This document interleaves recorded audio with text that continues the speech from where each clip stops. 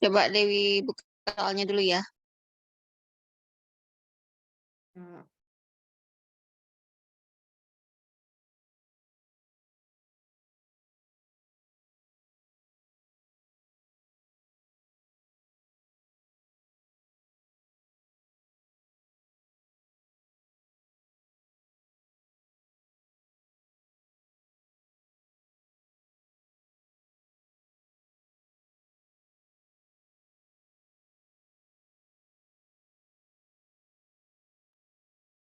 Udah kelihatan ya Bapak Ibu? Ini soal makro ya. Udah kelihatan? Lihat. Kelihatan, Kak. Sudah.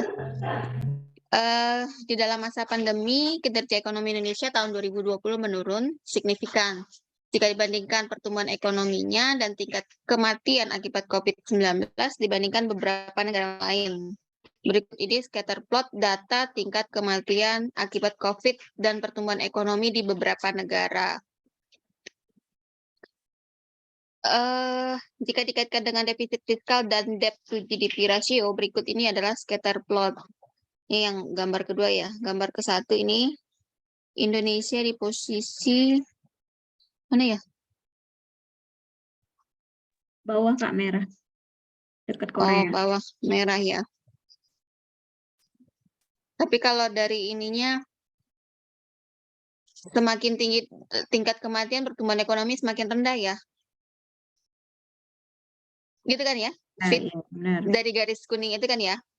Ya, Kak. Itu kan tren datanya. Nah, dari gambar 1 itu kenapa terjadi pola data seperti gambar? Untuk jawabannya gunakan model ISLM, ADAS atau model lainnya.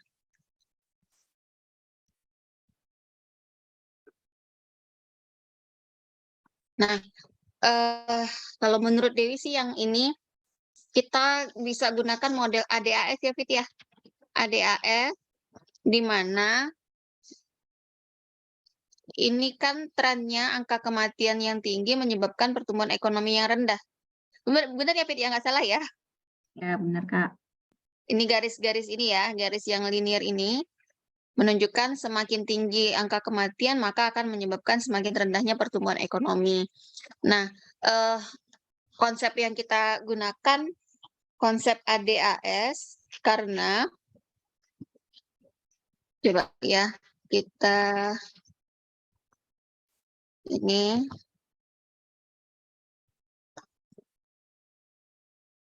jadi tingginya angka kematian death ratio ini kan disebabkan karena penyebaran COVID, angka kematian tinggi, ini kan menyebabkan pemerintah melakukan yang namanya PSBB. Nah, PSBB ini berarti kan ini kan pembatasan aktivitas masyarakat. Intinya di sini nanti akan mengurangi daya beli masyarakat. Akibatnya konsumsi masyarakat turun, pendapatan atau pertumbuhan ekonomi turun. Nah, kalau dari gambarnya, ini P, ini Y, ini adalah agregat demand, ini adalah agregat supply. Keseimbangan pertama, ini ADAS ini belum dijelasin kemarin ya.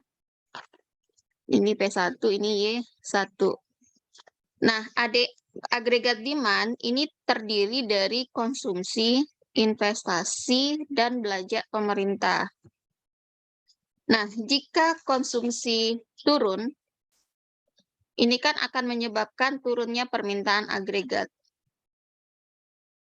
Sehingga kurva agregat demand bergeser ke kiri. Karena agregat demand ini bergeser ke kiri, ini akan menyebabkan output turun, harga juga ikut turun. Sehingga keseimbangan sekarang berada di sini. P2 dan Y2. Ini yang untuk yang pertama. Jadi kenapa logikanya gini, ketika dengan tingginya angka kematian otomatis pemerintah kan harus mengambil kebijakan. Salah satunya adalah dengan melakukan PSBB. Ini artinya adanya pembatasan gerak masyarakat, aktivitas masyarakat di luar rumah. Ini kan akan menyebabkan kalau dari sisi masyarakatnya, permintaan terhadap barang dan jasa secara agregat itu akan turun. Ini konsumsi turun.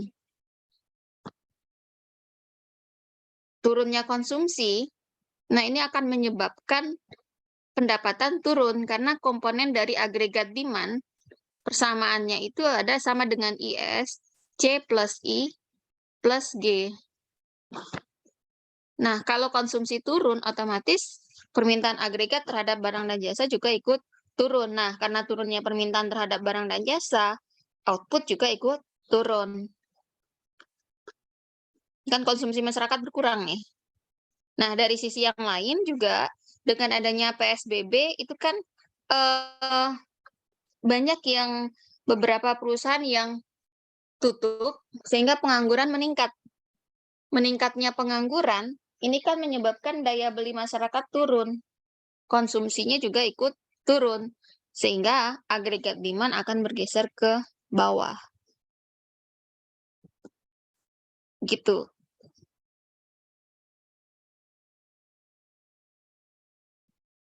Gimana, Fit?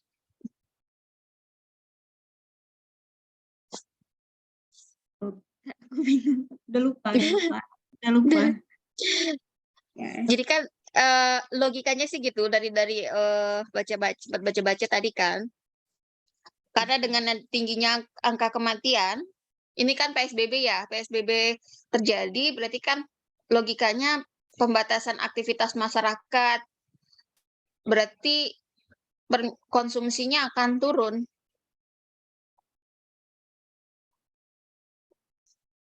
Turun konsumsi, berarti kan secara agregat, permintaan agregat juga ikut turun.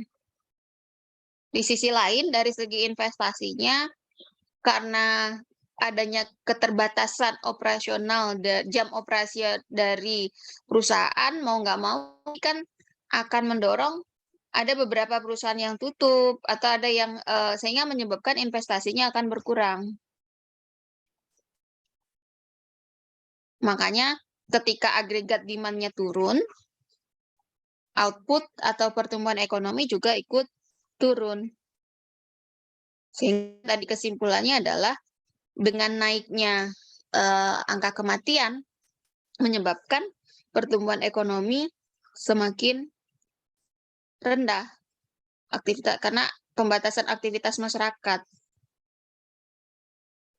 Kita lihat aja bahwa ketika terjadi pandemi kan di 2020 pertumbuhan ekonomi kita itu minus. Negatif.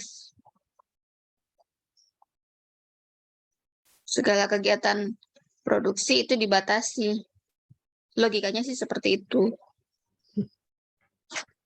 Mungkin ada pendapat dari teman-teman yang lain? Kalau yang dari sisi supply, agregat. Kalau dari sisi supply-nya karena adanya pembatasan aktivitas tadi, Pak, otomatis produksi akan turun. Bentar ya.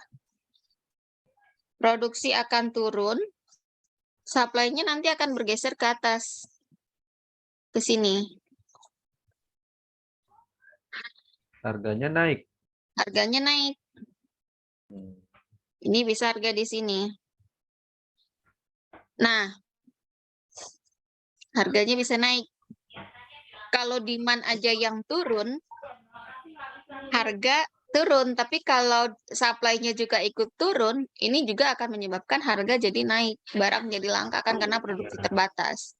Tapi dari sisi output-nya tetap turun. Oke, ngerti. Nah, sekarang kalau misalnya contohnya kemarin yang contohkan harga BBM yang kemarin tugas kita bisa sama ini. Oh, itu pakai ISLM, Pak. Lain. Main. Yang itu untuk soal nomor 2 itu, Pak. Apa tuh? Nomor 2. Nah, soal nomor 2 ini kan ada di tugas kita kemarin. Tugas kelompok ya. Nah, Udah lupa. Udah lupa. Mm-mm. Apa, Pak Arief, Pak Arief? ada pendapat yang lain Pak Arief? Oh, setuju. Baik dari sisi demand maupun sisi supply, memang begitu. Jadi kalau sisi demand kan artinya konsumsi masyarakat turun karena geraknya dibatasi. Benar. Nah, kalau di sisi supply ya pabrik nggak Karena apa. jam kerja dibatasi ya Pak ya, karena Iya. jam kerja dibatasi otomatis produksi juga ikut turun. Tapi yang paling berdampak sih terhadap pandemi itu adalah sektor pariwisata.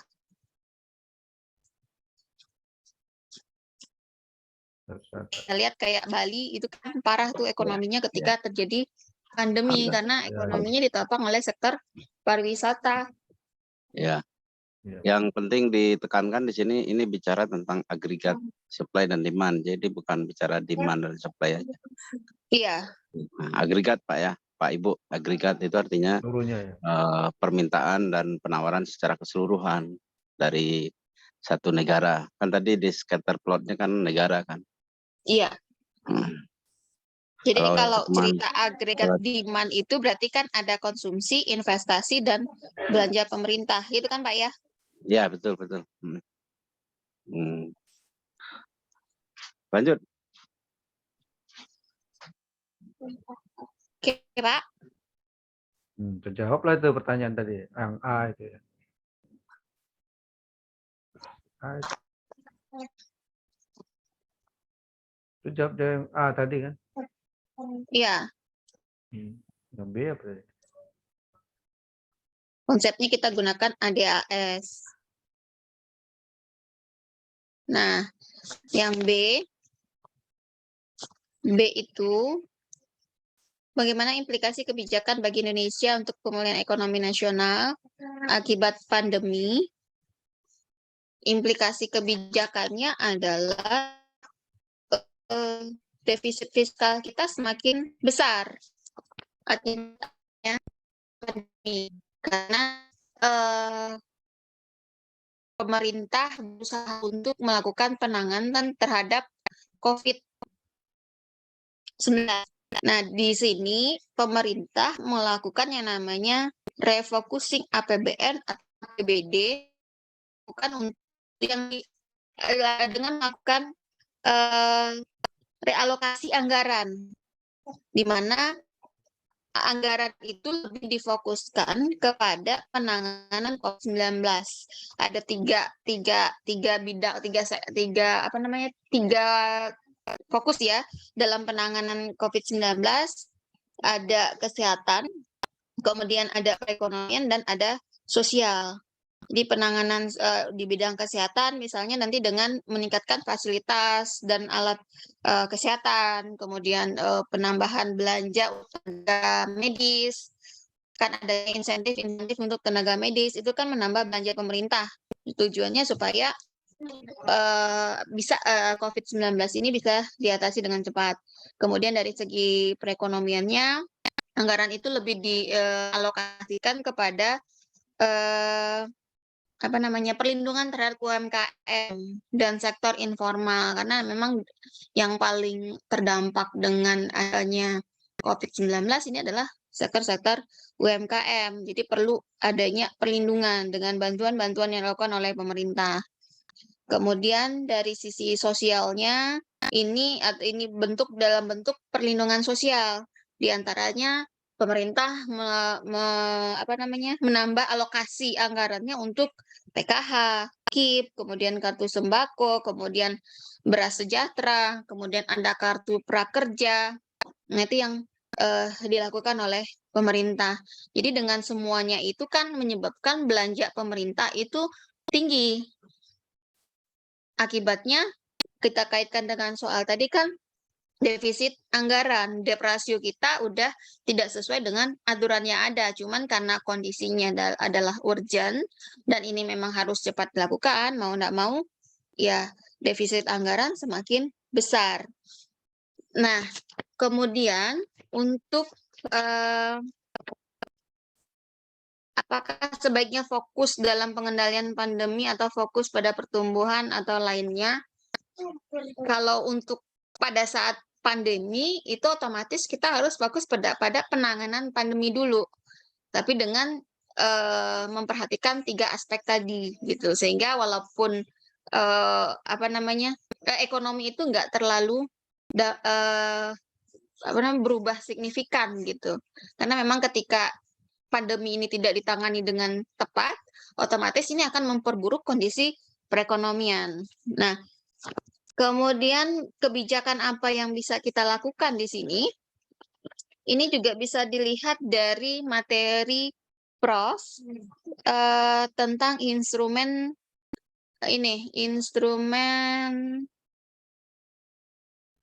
kebijakan desentralisasi fiskal.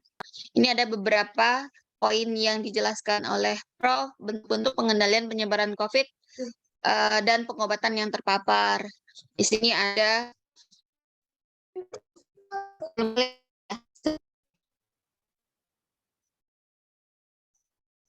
ini materi Prof tentang instrumen fiskal dan instrumen kebijakan dan desentralisasi fiskal. Jadi ada Kepres tentang kedaruratan, kemudian ada PSBB. Nah, ini yang dilakukan kebijakannya.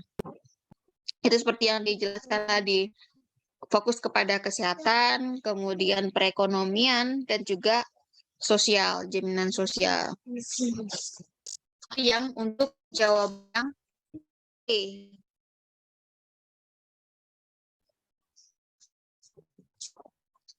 Gimana, Bapak Ibu, ada tambahan yang lain mungkin?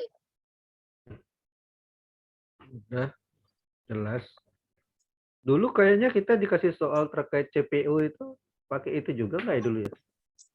Grafik-grafik itu yang sawit itu CPO itu dulu. Ingat nggak? Enggak pakai grafik yang CPO itu, Pak. Enggak. Kalau misalnya kita Katanya, Hah? Halo?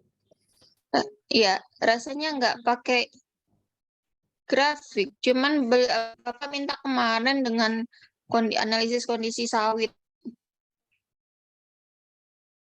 Oh, Iya, enggak. iya, pakai. Yang kelangkaan itu kan, kelangkaan sawit itu. Iya, kelangkaan sawit, minyak goreng yang Goreng itu selangit. nggak pakai itu ya, graf apa ADSS macam-macam ini nggak ada ya? Enggak, Hmm, enggak ya? Pak. enggak, Nah, sawit itu kan yang hanya itu kemarin BBM. BBM aja ya? Hmm.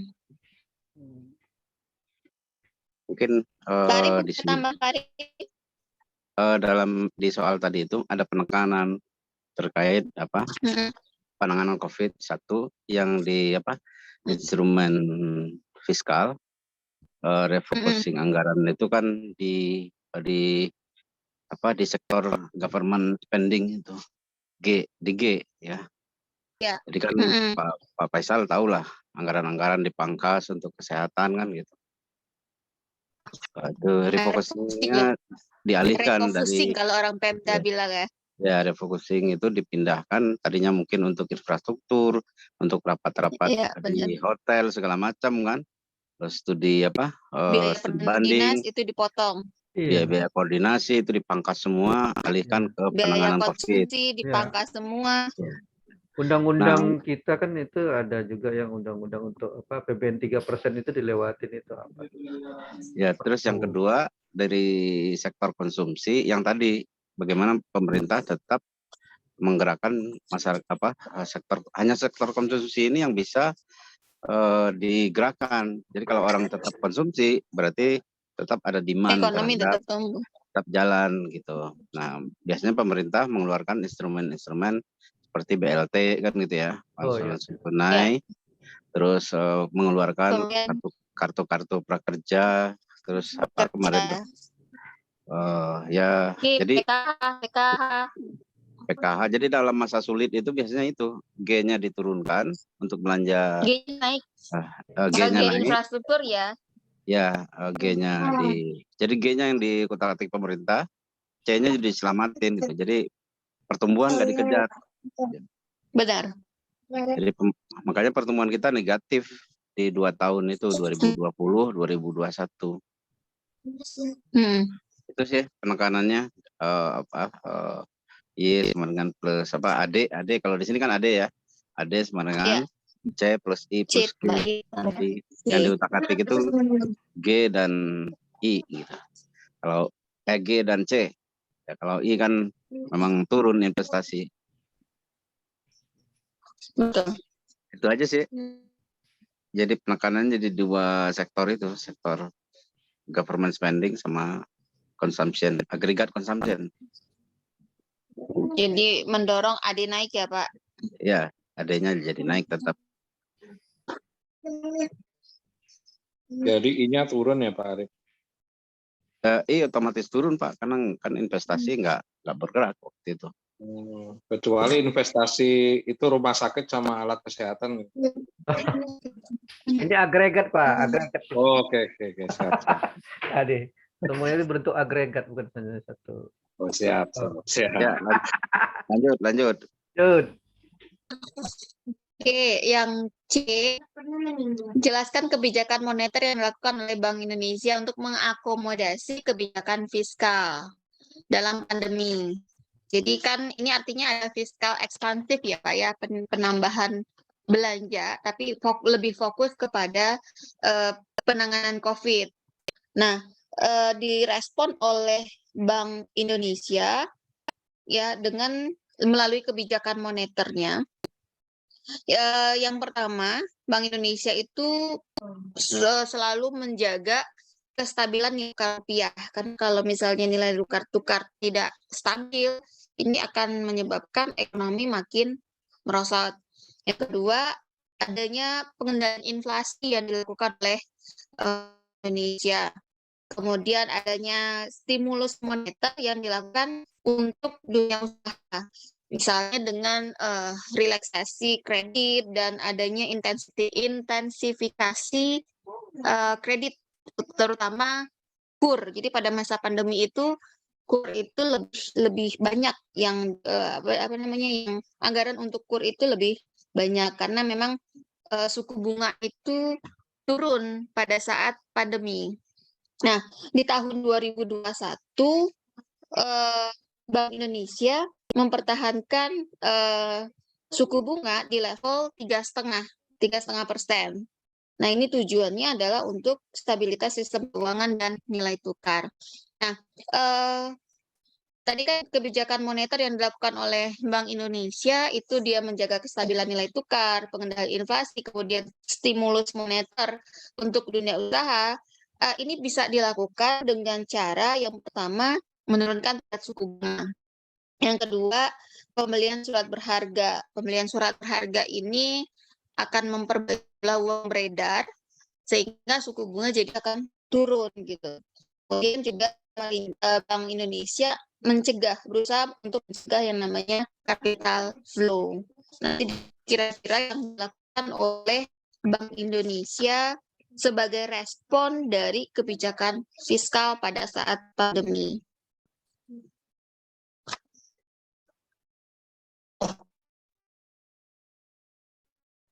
Bisa ditulis nggak? Ada tambah Panjang cerita. panjang ceritanya Pak. Jadi yang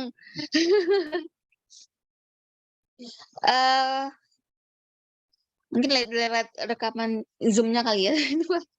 Jadi lewat kebijakan moneter, berarti kan ada bauran kebijakan fiskal dan moneter yang dilakukan oleh pemerintah, baik dari Menteri Keuangan maupun Bank Indonesia. Dari sisi fiskalnya di Kementerian Keuangan itu kan adanya tadi refocusing anggaran, penambahan belanja pemerintah untuk penanganan COVID. Itu kan dari fiskal. Nah, pertanyaan yang C ini respon moneter seperti apa? Respon Bank Sentral adalah dengan melakukan kebijakan moneter ekspansif juga, yaitu menurunkan suku bunga. Di mana ini tulis sekali.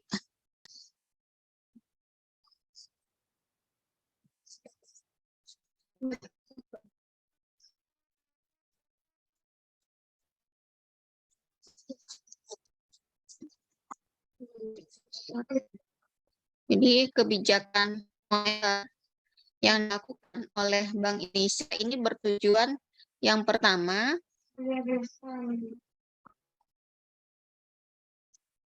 menjaga kestabilan nilai tukar rupiah.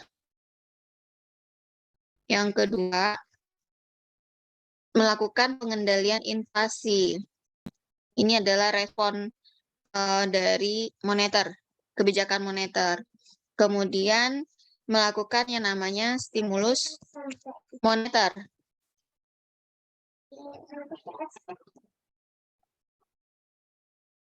Stimulus moneter untuk dunia usaha.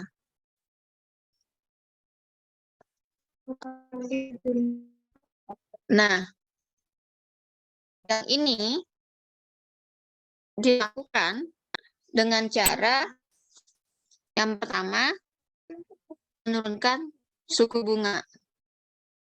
Yang kedua, melakukan pembelian surat berharga. Dan yang ketiga, yaitu mencegah capital flow. Nah, ini yang dilakukan oleh Bank Indonesia di tahun 2020. Nah, di 2021, respon moneternya adalah dengan mempertahankan suku bunga di level 3,5%. Ini dia tetap mempertahankan suku bunga. Nah, tujuannya ini adalah untuk stabilisasi sistem keuangan dan nilai tukar. Nah, ini dia respon dari kebijakan moneter dalam penanganan COVID-19. Karena dengan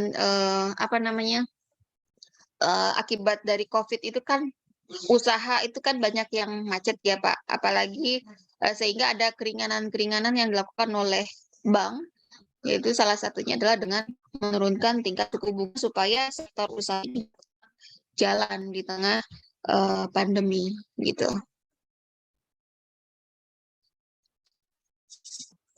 Mungkin ada tambahan Bapak Ibu yang lain?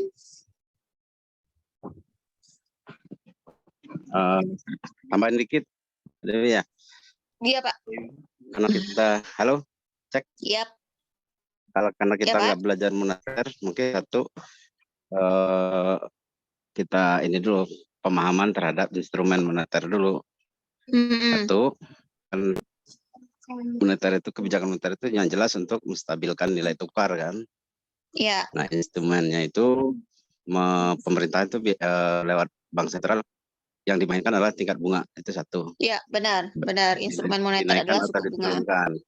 Jadi Iya. supaya kita semua paham juga instrumen moneter itu yang kedua mengatur jumlah uang beredar, mau mencetak atau menarik.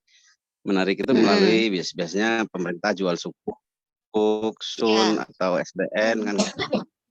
Nah itu instrumen-instrumen yang dilakukan oleh pemerintah. Kadang menambah cadangan perbankan kan gitu. Rasio cadangan itu ya, bank umum di bank sentral. Jadi itu dulu, jadi instrumen moneter ini apa sih sebenarnya kan gitu. Ya. Ya. Kalau yang tadi satu lagi itu open market operation lewat pemerintah membeli atau menjual surat berharga. Mengeluarkan surat utang kan. Ya, tujuannya gini supaya uang yang beredar di masyarakat bisa ditarik. Nah, sebenarnya suku bunga diturunkan tujuannya supaya tidak menumpuk uang di bank. Kalau suku bunga turun biasanya kan uang ditarik untuk konsumsi, untuk investasi kan itu. Kalau suku bunga tinggi berarti mending simpan uang di bank. Nah itu instrumennya yang 4 itu Pak Ibu. Pak Arief mau nanya. Itu aja sih. Ya, jadi kalau instrumennya kita udah instrumen. Halo. Gimana Bu? Ya mau nanya Pak Arief. Itu kan tadi salah satunya kan ini ya, apa, menerbitkan suku atau ini ya, untuk kebijakan moneter. Obligasi, Iya. obligasi atau surat berharga, Nah, Ya, kayak obligasi. gitu-gitu surat ini, utang negara. oke, apakah nanti misalnya negara tidak punya uang juga, kan masyarakat kan bisa menarik sewaktu-waktu ya. Nah, terkait dengan hal tersebut, Pak, apakah ada risiko yang besar bagi masyarakat kalau misalnya pemerintah kan uangnya kan beredar semuanya ya buat belanja pemerintah Kalau kan ya. ah, Nah, ini kalau misalnya nih masyarakat mau ngambil dalam jumlah yang besar, sementara pemerintah tidak provide uang itu gimana Pak Arif? obligasi ini Kalau biasanya terkait setahun, obligasi ada jangka setahun waktunya ya Pak ya? Ada jangka ya waktunya. setahun, di atas 1 tahun. Jadi nggak bisa ngambil seketika. Misal Mm-mm. jual aja. Jadi biasanya obligasi itu setahun paling cepat. Jadi pemerintah punya uang, pemerintah itu kan nggak apa,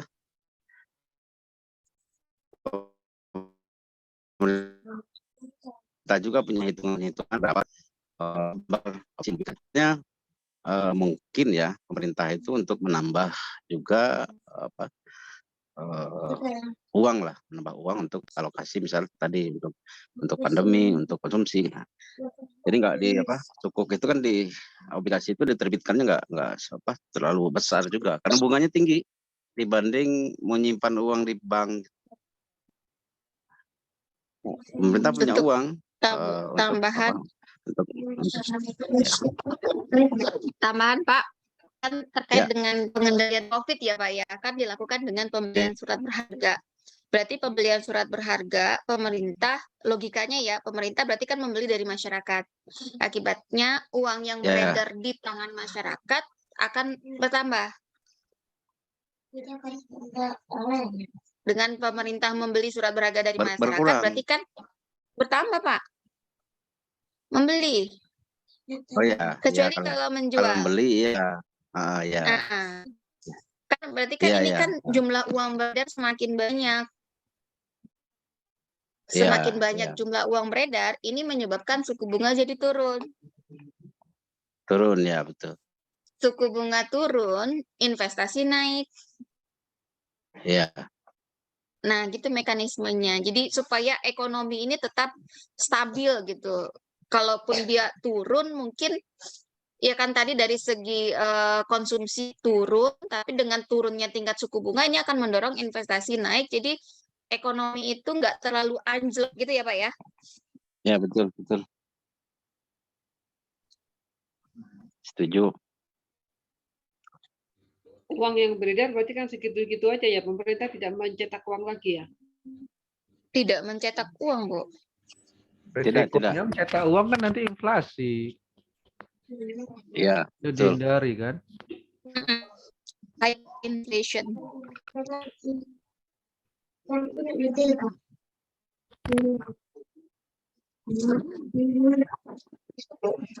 Nanti Karena kalau mencetak uang mengalami apa kesalahan tahun 1997 Pak, karena 98. uang beredar Jadi di buat masyarakat LBI, ya. Intinya buat uang LBI beredar dulu nyetak uang itu. ya, ya.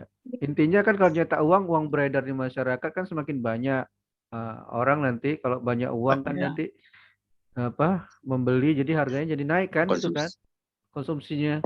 Konsumsi tinggi, Jadi konsumsi konsumsi tinggi, tinggi, harga naik. harga Inflasi naik. lah Benar. itu. Benar. Itu yang terjadi 98 Pak. Ya. Kalau Dibatasi. suku bunga turun, ini enggak suku bunga turun, uang beredar banyak nggak? Kan nanti ke investasi Iya.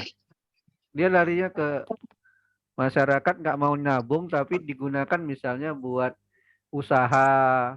Ya, betul. Nah, Dia nggak mau ditabung karena rugi nilainya terlalu sedikit bunganya di bank. Bagusnya uangnya digunakan buat usaha kan, itu masuk pemerintah kan. iya. Putar gitu ya. Nah, ini Efeknya apa kurvanya. tuh berarti itu kalau kita turunin terus? Kan makin bagus tuh investasi. Memang polanya sekarang harusnya pemerintah zaman sekarang itu harus memang nggak ada lagi cerita suku bunga tinggi, harusnya rendah biar investasi. Tapi Sebenarnya- ketika suku bunga kita rendah, Pak, capital outflow Outflow. terjadi. Nah, itu yang ditakut pemerintah kan. nanti jadi Makanya outflow. Nah, makanya kiblatnya tadi kan the Fed The Fed. itu kita nggak terlalu jauh berbeda dengan the Fed gitu. The Fed ya. ya makanya Nah, tugas BI itu kan ya. Iya, itulah yang kemarin ku tanya waktu sama deputi apa tuh yang orang dari PB itu. Kenapa kita jauh banget dengan the Fed? Itu kan ku tanyain waktu acara seminar itu. Kok aneh Hmm. pemerintah sekarang masa di Amerika udah suku bunga naik kita masih direndahin. Itu yang kemarin ku tanya itu dijawabnya ya gitulah. Kalau Pak Ari nggak mau itu ikut the Fed itu dia. Iya, Maunya ikut Cina. Berapa sekarang suku bunga Cina, Pak Ari? Iya. Kita deket pepet. Nah, itu gimana tuh suku bunga? Jawabannya apa Pak Faisal? Ditanya sana turun, kita nggak turun. Sana naik, kita naiknya kenceng. ya gitu. karena kita takut Pak ada gejolak kalau kita dinaikkan. Jadi memang sengaja kita direndahkan itu. Memang sengaja sebenarnya saya bilang itu sengaja kan supaya kita masih bisa bergerak.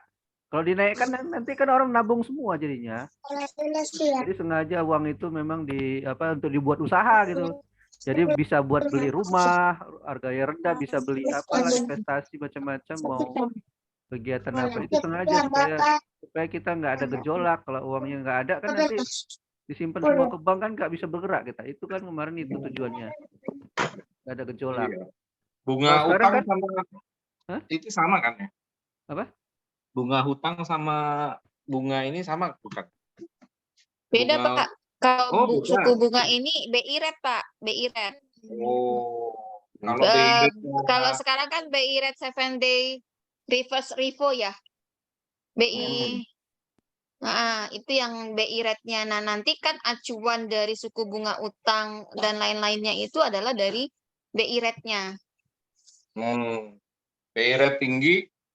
Cuman kan bunga yang utang kayak tinggi. kalau kayak di the Fed itu kan suku bunganya itu di kita kan BI rate, Pak.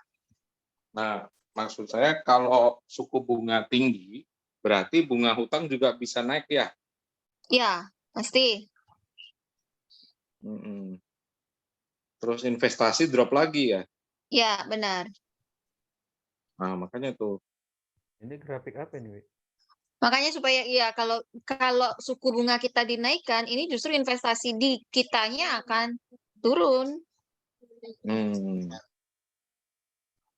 Cuman ya resikonya tadi yaitu capital outflow ketika suku bunga kita itu terlalu rendah dibandingkan dengan di luar. Terlalu rendah outflow, terlalu tinggi nggak ada investasi.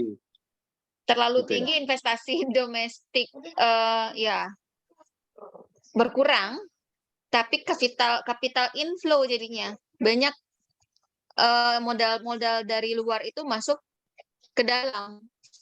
Ketika suku bunga tinggi ya? Iya. Capital inflow. Ketika suku bunga kita lebih tinggi dibandingkan dengan the Fed atau suku bunga dunia ya, internasional. Karena ya suku bunga dunia gitu kan, dia kan ada R dan ada R bintang itu, Pak. R bintang ini biasanya adalah suku bunga dunia. Ya. Suku bunga dunia dan ini mengacu pada the Fed. Nah, ini yang suku bunga dari dalam negeri lokal.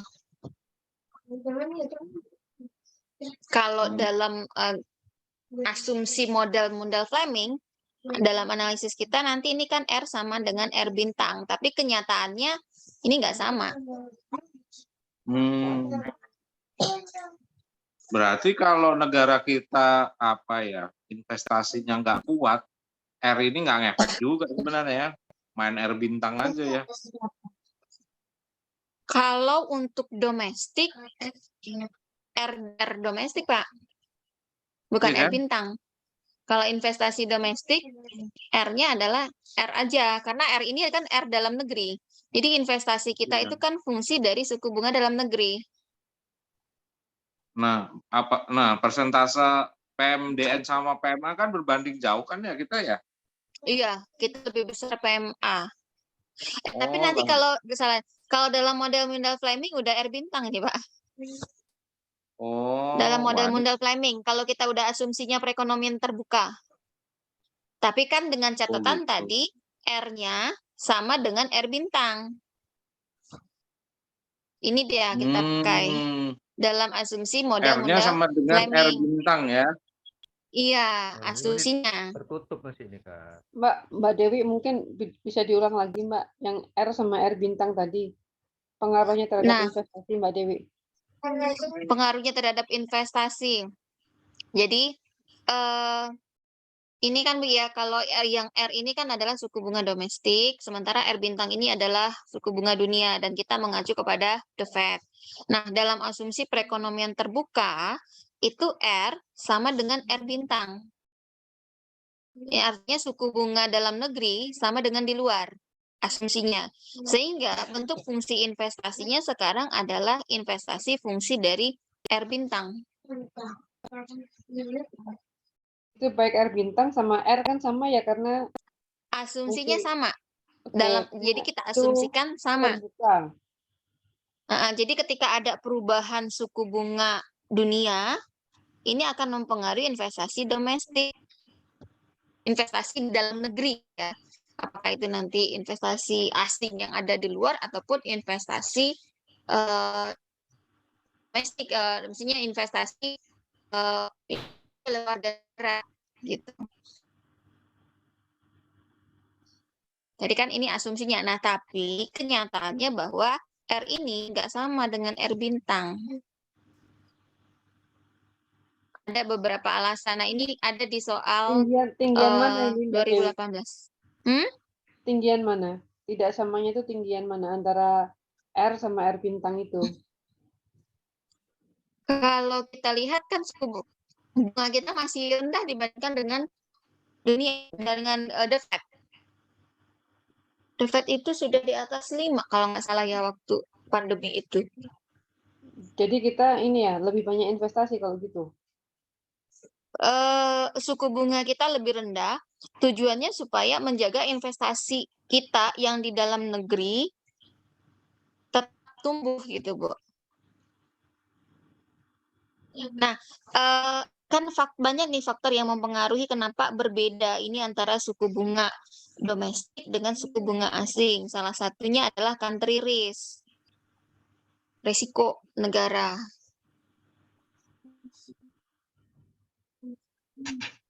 Ini kesimpulannya lagi-lagi BI kita ini nggak ada gunanya lah kalau begini. Ada loh, Pak.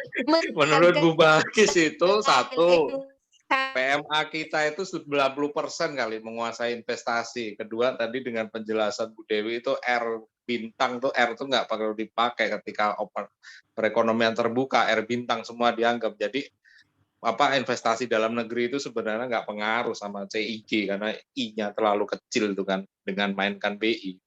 Gitu kan? Tapi jadi gini loh, Pak. Jadi makanya yang fokus utama itu adalah menjaga kestabilan rupiah. Dengan kebijakannya tadi bisa dia menaikkan atau menurunkan suku bunga. Jadi kestabilan nilai tukar rupiah. Karena gini, Pak, nanti dalam perekonomian terbuka model ISLM-nya itu ini adalah nilai tukar dan sini adalah pendapatan. LM-nya nanti seperti ini, IS-nya begini. Jadi kan ini gimana caranya nilai tukar ini stabil gitu loh, Pak. Ini kan yang BI lakukan. Bagaimana cara menjaga kestabilan nilai tukar? Ya instrumennya adalah suku bunga. Itu yang diotak-atik.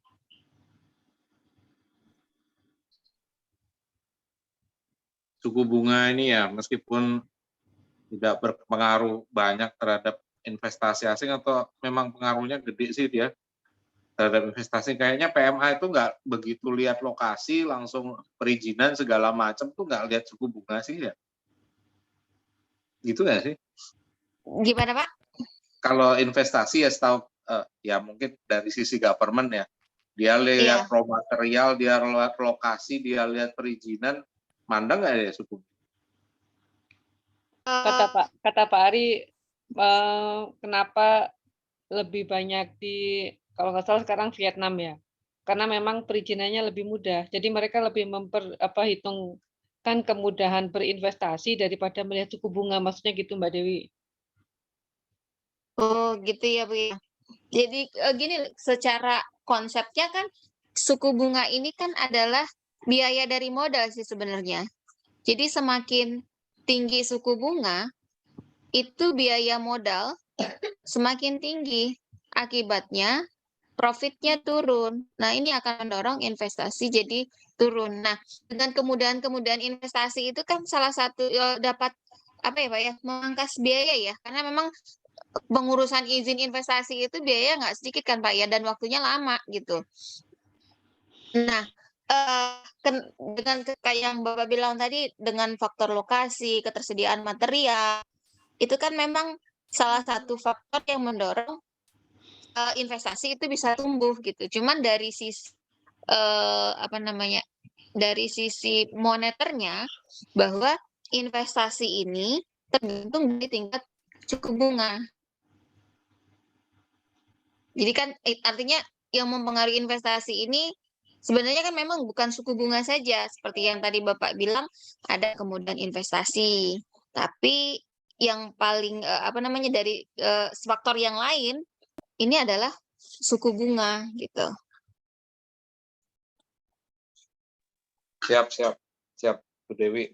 Ini mungkin Sama kayak kalau kita misalnya, gimana Pak? iya, kalau jagoan ini ya nggak tahu lah, ilmu ekonomi ini nggak nyampe kita Bu.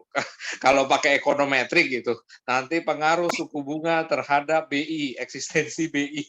Pengaruh investasi terhadap eksistensi BI kali ketemu cuma berapa persen mungkin ya BI-nya perannya terhadap suku bunga. Itu kali ya. Tapi penelitiannya Sirik banget harus sama BI, kenapa sih? Sirik banget ya dari kemarin ya Bu ya. karena ada ini sih, perbedaan gaji sih makanya sirik. BI itu Bang Indra namanya. Jadi gini loh Pak, ini kan kita ceritanya kan di permintaan uang sih sebenarnya. Ketika kita cerita investasi, ya suku bunga naik, investasi turun, itu kan sebenarnya di permintaan uang. Konsep dasarnya adalah kan ketika kita cerita permintaan, konsep dasar kan permintaan itu kan dipengaruhi oleh harga, ada pendapatan, ada selera, kemudian ada jumlah penduduk, harga barang lain, kan gitu ya Pak ya, konsep dasar permintaan. Iya Nah, benar, banyak faktor. tapi kan orang secara umum kurva demand yang negatif slope-nya itu kan fungsi dari harga gitu. Sama halnya dengan investasi. Investasi itu adalah fungsi dari R. Nah, kenyataannya bahwa nggak cuma R ini aja yang mempengaruhi investasi, tapi ada faktor-faktor yang lain gitu, Pak. Siap Bu Dewi, siap. Itu ada dalam soal itu ya, soal model framing itu ya. Nah, Model framing ini di soal tahun 2018. Iya, coba. Kayaknya pas itu tadi kamu jelasin itu. 2017 apa aja ada juga tiap tahun itu kayaknya. 2017-18 ya? Iya, coba itu soalnya Model gimana sih? framing itu. Coba soalnya liatin. Nah, ini kan kenapa ini kan ada jelaskan dalam realitas kenapa hukum satu harga atau R sama dengan R bintang itu tidak di stop share ya dulu. Kita buka soalnya dulu. 2018 ya.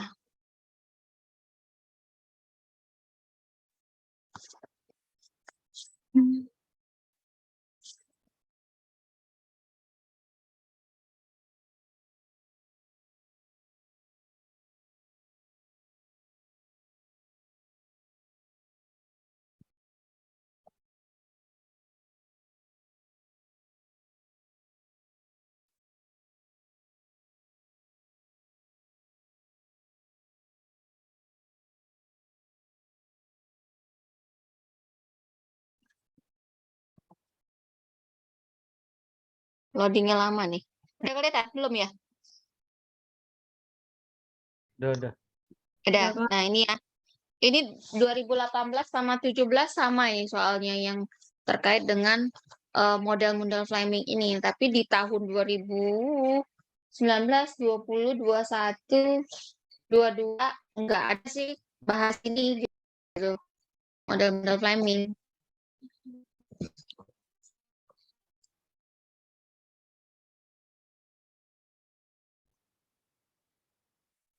Bentar ya. Ini soalnya dicoba buka PPT-nya ya. Nanti sekalian kita jawab soalnya.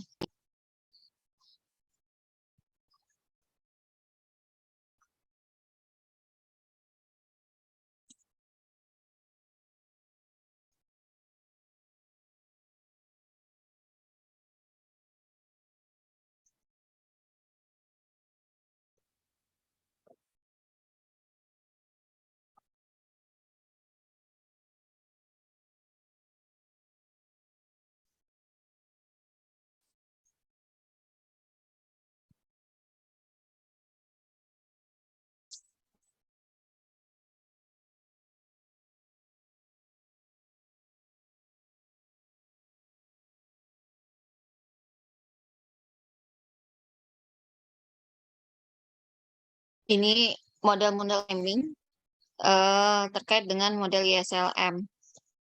Asumsinya di sini perekonomian terbuka kecil. Terbuka kecil ini artinya bahwa suku bunga domestik sama dengan suku bunga dunia. Nah, nanti juga di sini ada pembahasan penyebab dan dampak perbedaan dari tingkat suku bunga. Ini di soal juga ada yang sistem kurs mengambang ataupun tetap. Jadi efektivitas dari kebijakan baik fiskal ataupun moneter pada saat kurs tetap itu akan berbeda gitu.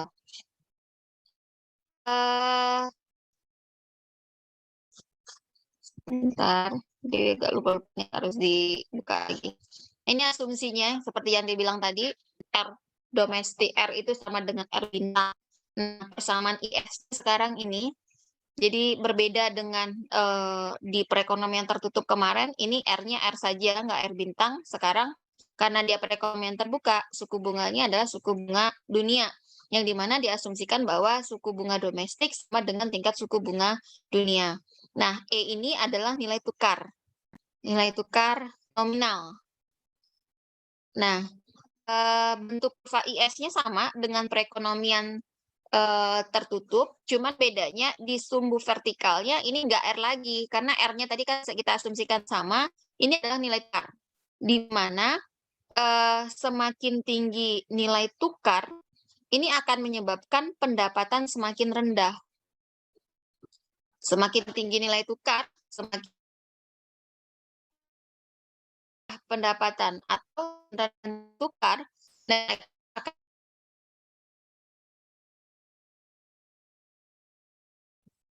jadi semakin terdepresiasi mata uang, ini kan akan menyebabkan net ekspor kita naik,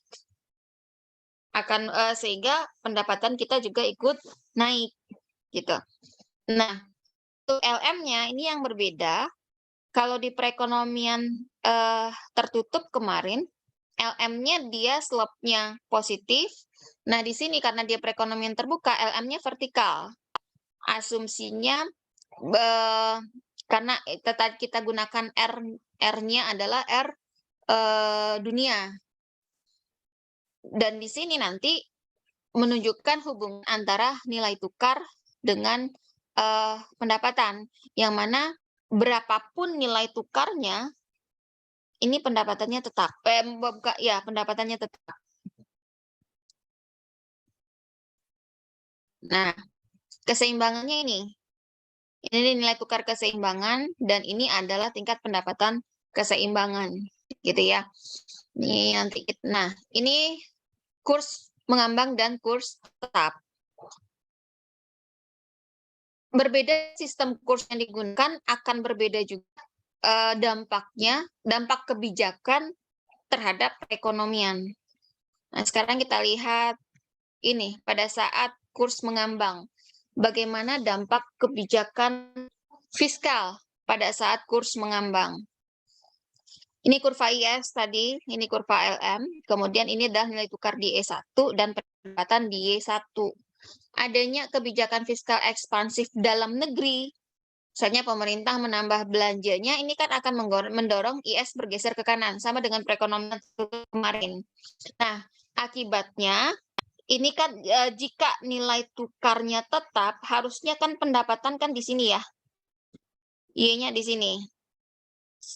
Tetapi karena kita menggunakan kurs mengambang, kenaikan pendapatan ini akan menyebabkan nilai tukar itu jadi naik. Sehingga mau nggak mau, pendapatan itu kembali ke titik awal. Di sini. Jadi, kesimpulannya di sini adalah bahwa kebijakan fiskal ekspansif pada saat kurs mengambang itu nggak efektif karena dia nggak merubah output. Justru nilai tukar jadi naik. Nah, kemudian kebijakan moneter. Ini yang pertanyaan nomor 1. Jelaskan dalam sistem kurs mengambang, kenapa kebijakan moneter yang mempengaruhi output. Ya, di sini tadi kebijakan moneter berarti kan menambah jumlah uang beredar, sehingga kurva LM-nya bergeser ke kanan. Nah, akibatnya nilai tukar jadi turun. Turunnya nilai tukar ini mendorong net ekspor jadi naik. Naik net ekspor, pendapatan naik. Makanya kebijakan moneter pada saat kurs mengambang, kebijakan yang efektif dalam mendorong naiknya output adalah kebijakan moneter. Itu yang nomor 3A untuk soal kalau ini 2017 ya, di 2000 ya itu. Gimana Bapak Ibu? Kita Bingung ini ya? mengambang atau fix? BI ini mengambang atau fix ya Bu Dewi ya? Ambang, Pak. Kalau kita gunakan kurs mengambang, Oh mengambang ya? mengambang. Karena kalau kita gunakan kurs tetap itu Pak, persyaratannya kita harus punya cadangan devisa yang cukup. Kita pernah gunakan kurs tetap itu pada zaman Soeharto sebelum krisis ya. Itu kan nilai tukar rupiah itu kan tetap segitu gitu kan Pak ya. Dengan catatan ketika cadangan devisa kita cukup, ketika terjadi perubahan permintaan atau penawaran mata uang di pasar valuta asing, Bank Indonesia harus mampu, misalnya kelebihan permintaan, berarti Bank Indonesia harus mampu mensuplai mata uang di pasar valuta asing gitu. Nah, dengan kurs mengambang, berarti kan kita dibiarkan nilai tukar itu berfluktuasi seperti yang terjadi sekarang, tapi tetap dibatasi, artinya mengambang terkendali kalau di kita. Mengambang terkendali ya. Jadi ketika dia sudah terlalu tinggi atau nilai tukar kita terdepresiasi cukup jauh, ini kan akan dilakukan oleh kebijakan moneter untuk menjaga supaya nilai tukar itu nggak turun drastis gitu Pak. Itu pakai apa Bu? Pakai utang juga ya? Lewat Bisa, Pak. penawaran ataupun permintaan mata uang di pasar valuta asing. Jadi menambah atau mengurangi mata uang di pasar valuta asing. Jadi Bank Indonesia ini harus punya cadangan dari mata uang, gitu, dolar misalnya. Ketika terjadi kelebihan permintaan dolar, sementara supply-nya nggak ditambah, mau nggak mau dolar jadi naik, harga dolar jadi naik. Harga dolar jadi naik, berarti supaya harga dolarnya nggak naik, ini kan Bank Sentral harus menambah penawaran uang dolar di pasar valuta. Atau kalau kita misalnya rupiah, permintaan rupiah tinggi, tetapi penawarannya sedikit atau tidak ditambah, maka harga rupiah jadi naik. Mahal rupiah, berarti kan terdepresiasi ya, mahal rupiah. Rupiah jadi mahal, maka supaya dia nggak tinggi, harus ditambah penawarannya. Gitu juga ketika misalnya eh, permintaannya sedikit, penawarannya harus dikurangi supaya harganya nggak anjlok gitu. Mbak Dewi mau nanya, kalau Iya, Bu. misalnya ini kita menyiapkan mata uang asing itu prosentasenya taunya dia banyak, taunya dia sedikit itu dari apa ya, Mbak Dewi ya? Misalnya kan pasti ada batasnya ya, yang misalnya berapa juta US dollar harus disiapkan di BI mungkin. Nah itu tuh cara mengetahuinya gimana Mbak? Berapa persen dari apa gitu Mbak? Berapa persen dari apanya deh kurang tahu juga ya Bu ya. Yang jelas kalau dalam konsep apa namanya makronya gitu kan, Mbak BI ini supaya nilai tukarnya stabil ya tadi kayak permintaan dan penawaran ketika dia sudah over demand, demand-nya terlalu tinggi supaya harganya nggak naik, eee, harus ditambah supply-nya gitu. Berarti penawaran mata uang dalam pasar valuta asing itu harus ditambah gitu, Bu. Berapa persennya sih Dewi kurang tahu itu. Coba Cuman sama dicek Bu kayak kita Balkis, kita ya di SPU perjalanan dinas kelihatan berapa persennya. Eh, candain Bu Balkis tuh. Bu Dewi, ini mungkin ya, kayaknya biar nggak kebalik-balik itu kalau rupiah naik, apresiasi apa depresiasi nih? Karena rupiah naik kan dolar turun ya. Nah, kita dari sisi mana nih yang disebut apresiasi itu? Ketika dolar naik atau dolar kalau turun? apresiasi berarti menguatnya nilai tukar. Yang mana? Menguatnya nilai tukar itu berarti kan misalnya dari 14.000 menjadi 13.000. Itu rupiah berarti terapresiasi dolar. Kalau misalnya dari 14.000 ke 15.000 terdepresiasi. Karena saat rupiah apresiasi, dolar otomatis depresiasi kan? Kalau misalnya rupiah terapresiasi, misalnya kan tadi $1 14.000, sekarang jadi 13.000, ya barang kita di luar itu menjadi lebih mahal gitu, Pak. Nah iya, maksudnya kan, nah ini Mhm. suka kebolak-balik tuh. Yang diapresiasi itu dari sudut pandang dolar atau sudut pandang rupiah ya? Saya kalau bilang dolar apresiasi, rupiah Ya, jeblok dong berarti kan? rupiah Pak Iya, Ari. betul. Kalau Iya. artinya kalau dolar terapresiasi, rupiah terdepresiasi. Misalnya $1 dan ya kalau kita kan dari sisi kacamatanya rupiah ya, Pak, ya. Berarti kalau misalnya dari 14.000 ke 13.000 berarti dolar rupiah maaf, dolar terdepresiasi, rupiah terapresiasi. Menguat Oke. nilai tukar, apresiasi. Berarti dari sudut pandang rupiah ya? Jadi kalau rupiahnya terapresiasi, berarti dolarnya terdepresiasi. Terus ini di grafik kalau apa namanya rupiah terdepresiasi, pendapatan naik ya? Kalau rupiah terdepresiasi, ya pendapatan naik Ya kan? Kayak karena ekspor. kita lebih tinggi, ekspor kita naik gitu kan, Pak. Karena barang kita di luar itu menjadi lebih murah. Ya, jadi peningkatan ekspor jadinya kita jadi penambahan devisa kita jadi bertambah karena banyak permintaan dari barang-barang di kita kan, jadi ekspor kita meningkat kan.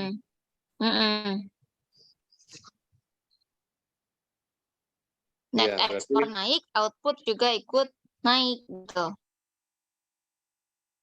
asumsinya barang itu murni nggak pakai bahan baku dari luar ya, murni dari kita ya. Iya, Karena kalau pakai suplai bahan baku masuk dari luar pun Iya. malah nggak, kita turun. iya kan? Impor itu berarti. Barang luar itu lebih mahal jadinya di domestik. Kita beli barang luar itu jadi lebih mahal, maka impornya kan turun.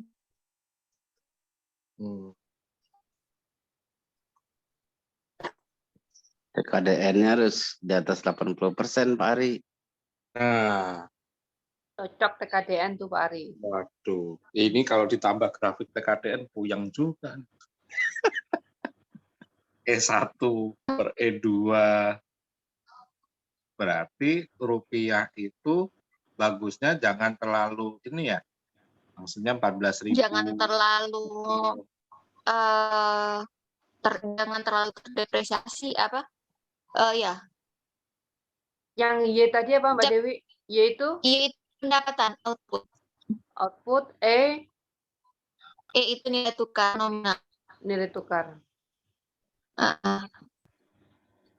Oh, berarti kalau rupiah nilainya rendah, tukang ekspor seneng ya. Oh, Iya. iya. Yang punya dolar nangis. Nurun.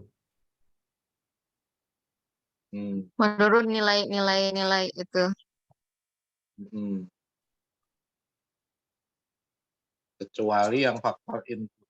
Oh iya enggak. Oh, ya ketika rupiah terlalu rendah, beli impor pun jadi mahal ya. Iya kan? Untuk bahan baku juga bisa sulit juga. Ekspor pun nggak jadi kalau bahan bakunya mahal. Waduh, ini muter-muter juga ya sebenarnya. Mbak Dewi, cara meringkas ini gimana Mbak Dewi ya? Gimana Bu? Cara meringkas ini supaya mudah menghafalnya gimana ya? Menghafalnya Maksudnya dihafal lah. Soal itu aja. sebenarnya jangan dihafal sih Bu. Jangan dihafal, Bu. Dipahami. Dikerjakan. Dipahami. Dikerjakan, Bu. Diseduh. Cerita ngapal-ngapal ini susah. Jangan dihafal tapi dipahami gitu. Ya. Aduh, ini kita ngapalnya tuh kalau ada kejadian yang aneh-aneh baru kita ingat nih. Kalau yang biasa-biasa mana ingat tadi. Ingatnya kalau ini PI terus itu. Saya ingatnya tadi Pak Faisal nanya di forum nggak dijawab tuh, ingat saya. Kenapa suku bunga nggak turun-turun? Iya, itu kemarin aku tanya itu, aku aneh dengan Kenapa suku bunga naik-naik ya sementara di luar udah tinggi ya Pak ya? Itu soalnya Pak Faisal duitnya banyak mau ditabung. Biar dapat bunga gitu loh, Ma. Iya, daripada diinvestasikan. Bisa ya.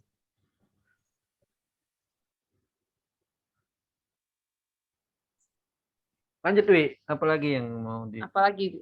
Kayaknya tinggal meringkasnya ini yang supaya kita mudah mengerti nih.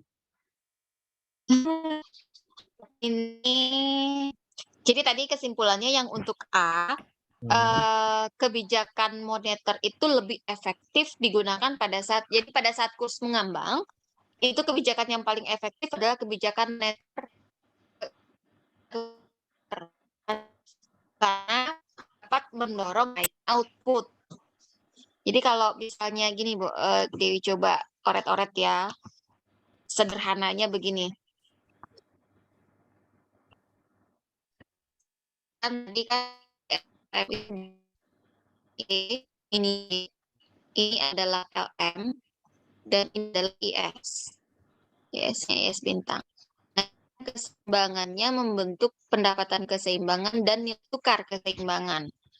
Nah, kalau dia ngambang, bahkan dia dibiarkan berfluktuasi. Gitu ya. Nah, ketika misalnya tadi adanya kenaikan ini fiskal ya, ini kan akan mendorong IS bintang ini bergeser ke kanan. Bergeser dia ke kanan, ini kan harusnya pendapatan itu adanya di sini. Nah, karena naiknya pendapatan, ini kan akan mendorong naiknya permintaan uang. Permintaan uang yang mana? Permintaan terhadap mata uang asing. Sehingga akan mendorong nilai tukar itu harga nilai tukar itu lebih mahal gitu. Nah, naik nilai tukar ini kan akan turun. Nah, di sini dia keseimbangannya nih. Pendapatan akhirnya balik lagi dia ke titik awal. Jadi secara itunya tidak terjadi perubahan pendapatan. Ini ketika kita pemerintah melakukannya kebijakan fiskal. Ini kan efek di sini, Bu, karena nggak mengubah output, justru nilai tukar yang berubah di sini gitu. Nah, tujuan kita kan bagaimana supaya itu tumbuh gitu. Ini udah clear ya?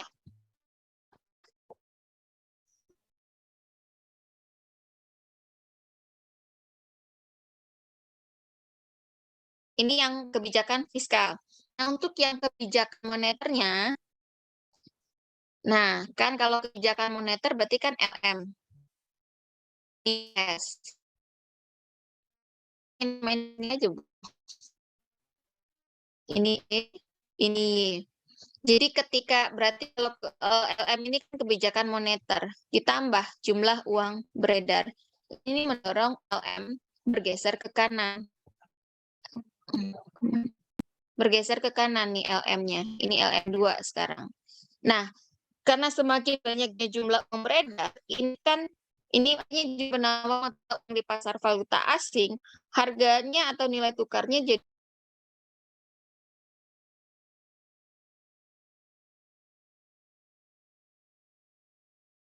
Lempar ya. ya, putus-putus tadi mau ngomong. Halo. halo Pak, terlempar dari Zoom. Siapa yang Iya, ada tadi?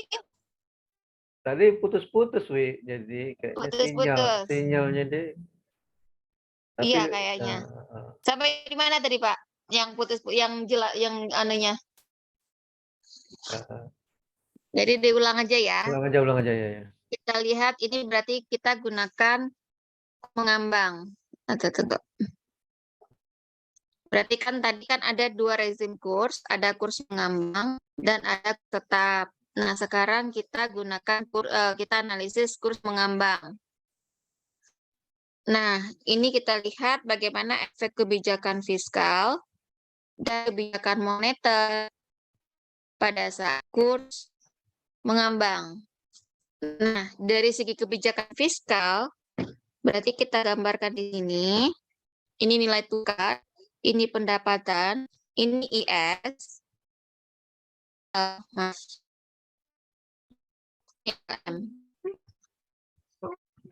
Nah, keseimbangannya akan membentuk nilai tukar di E1 dan pendapatan di Y1.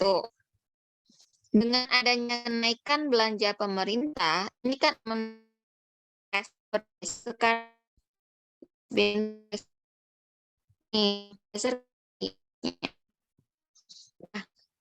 ini kan permintaan terhadap mata uang asing jadi naik. Akibatnya nilai tukar jadi naik. Naik nilai tukar ini menyebabkan ekspor pendapatan turun. Kita lihat ini di sini, ini bergerak ke sini dia. Nilai tukar itu. Jadi di sini tidak terjadi perubahan pendapatan. Delta Y-nya sama dengan 0 saat mengembang. Nah, di kurs kebijakan moneternya, berarti kalau kebijakan moneter itu akan menggeser LM. Ini IS, ini adalah LM. Inilah E1. Bank sentral menambah jumlah uang beredar mata uang pasar valuta asing atau menambah jumlah uang beredar. Ini LM bergeser.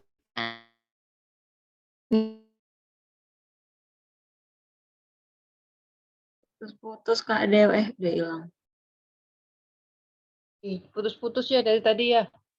Iya, Di Sumber mungkin internetnya kurang. Kak Dew. Iya, Lagi mana tuh? lagi hujan lebat Pak di Iya. Padang.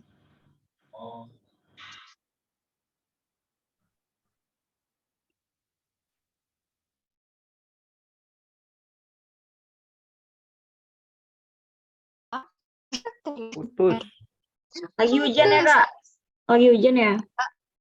Enggak sih. Tahu Sinyal. jelek banget nih.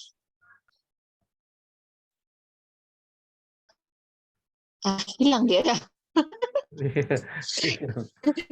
Di mana tadi kebijakan moneter lagi? Moneter, Fiskal udah Kak. clear ya. Moneter. Jadi Moneter. kan moneter pada saat kurs mengambang, ini E, ini Belum Y. muncul, Kak. Belum muncul. Astagfirullah. Belum muncul. Sinyal ini, sinyal. Tunggu kita share lagi. Udah belum? Ya, nampak, guys. Oke. Ini LM. Kak keluar lagi, Kak. Sorry. Aduh. Jelek. Mbak Dewi harus Halo. segera balik ke Bogor nih kayaknya. Iya, ini nggak bisa nih, harus offline nih, nggak bisa. Pulang lah. 13 ya Bogor, Bu. Udah belum? Bang lagi. Masih proses, Kak.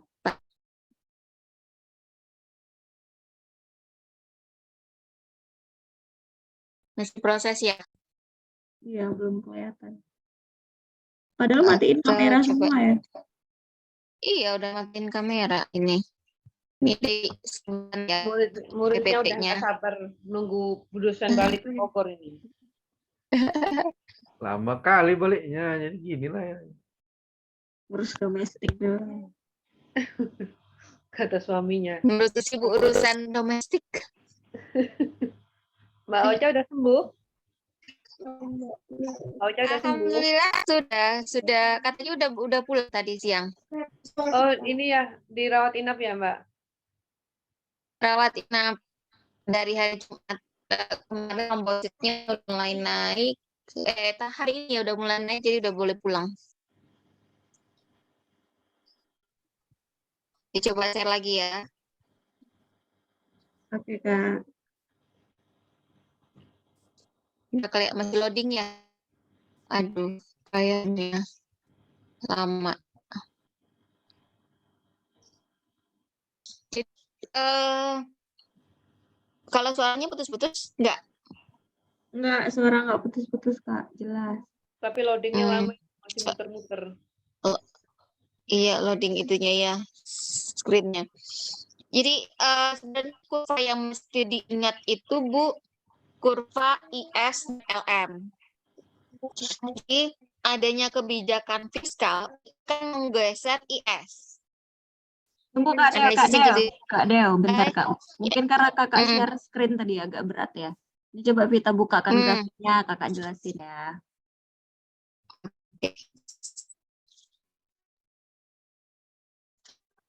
Filenya udah nyampe ya?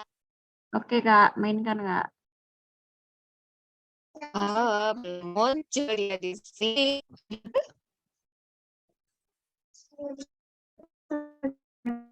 Kecil. Sinyalnya sedikit sih. Belum muncul, Fit. Yang lain udah muncul. Belum. Jadi kayaknya sinyal Belum. juga mulai keberatan kayaknya. Masih gelap. Oh iya. Segelap pemikiran. Paling berasap ya, Pak ya. Berarti Sumatera nih, Mulai di wilayah Sumatera bermasalah nih jadinya. Ada gempa kali ya tadi di Sumatera ya? Langsung. Ini di kita juga gelap, nggak kelihatan. Oh iya, padahal yang muncul loh. Ya udah malam soalnya gelap. Jadi gini aja, mungkin bisa dilihat di slide-nya, di PPT-nya. Jadi kan untuk model-model framing, dan asumsi yang kita gunakan adalah suku bunganya domestik sama dengan suku bunga asing atau R bintang, gitu kan. Jadi untuk grafiknya, kurva LM-nya itu dia vertikal, IS-nya sama dengan yang perekonomian tertutup, slope-nya negatif, gitu kan. Nah, yang menggeser IS itu adalah kebijakan fiskal. Hilang.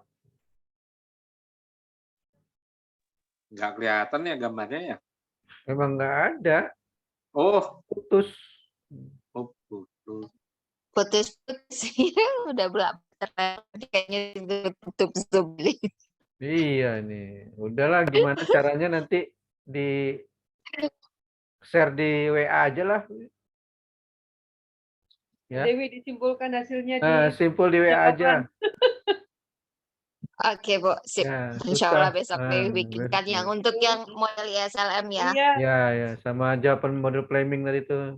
sama yang Model-model cukup moneter sama itu, Mbak. Tak jelas soalnya nih. Jadi yang penting itu sih sebenarnya, Bu.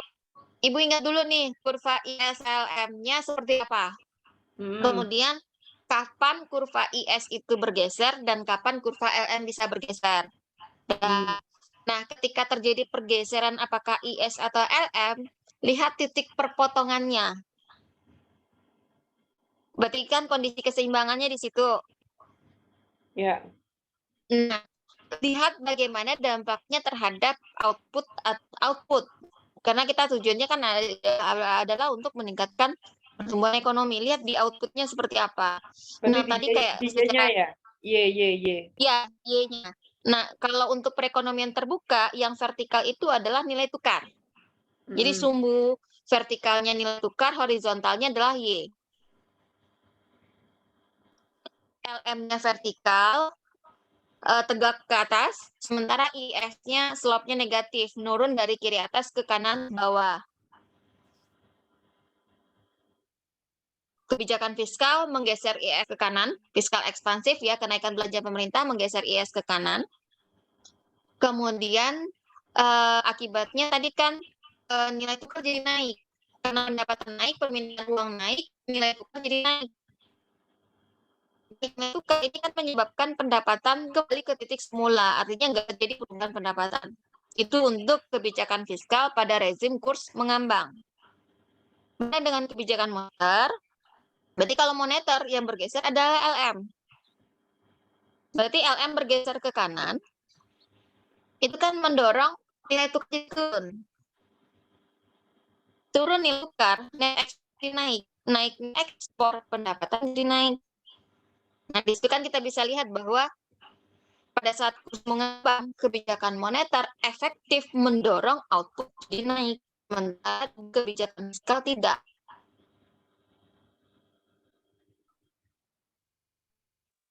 Itu. Iya. Nanti Nanti sambil lain kita halnya ulang-ulang lagi dengan ininya, rekamannya Mbak Dewi. lain halnya nanti di kurs tetap. Kalau di kurs tetap kebalikannya, yang efektif adalah fiskal ekspansif. Sementara moneter tidak efektif di kurs tetap.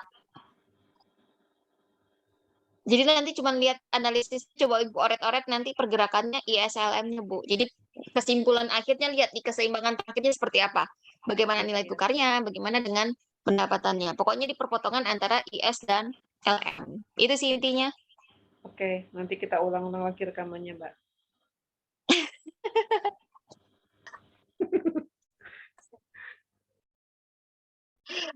Oke, untuk yang B, itu di PPT itu ada itu. Kenapa suku bunga itu berbeda? Ada di PPT. Nanti mungkin bisa dibaca aja kali ya, Bapak Ibu ya.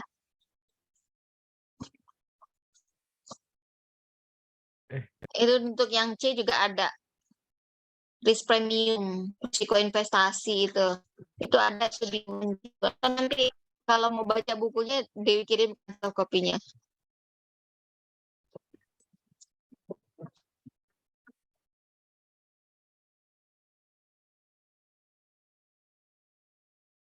Mana Bapak Ibu?